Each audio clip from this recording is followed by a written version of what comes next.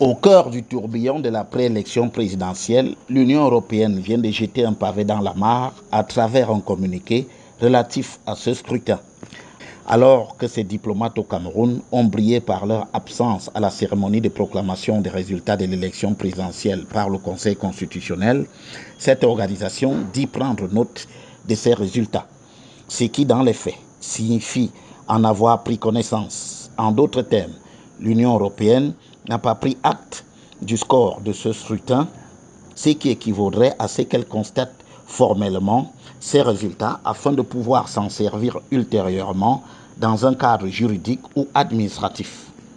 Pour en arriver à une telle posture, il faut bien convenir que l'Union européenne dispose des relais suffisants sur le terrain pour connaître ce qu'il en a été réellement des résultats de cette élection. Au-delà, les préoccupations de l'Union européenne portent sur le respect des droits humains. En fait, elle ne se prive pas de dénoncer les morts déjà enregistrées par balles et les nombreuses arrestations qualifiées sans détour d'arbitraires et pour lesquelles elle appelle à la libération des mises en détention.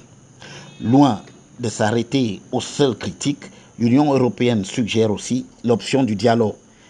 Et là, c'est le cas d'observer avec effroi la quasi-disparition des aînés ou des figures tutélaires qui pouvaient, par leur entre-gens, jouer un rôle d'envergure pour qu'un dialogue prévale au milieu de cette guerre pour le pouvoir.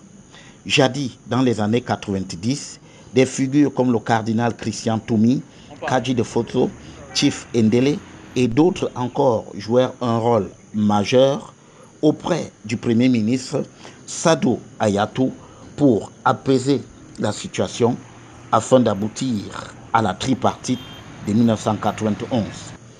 C'est un constat cinglant, ces esprits nous font défaut, pourtant il faudra bien des âmes de bonne volonté pour se dévouer à cette cause. Le sort du Cameroun vaut bien ce sacrifice.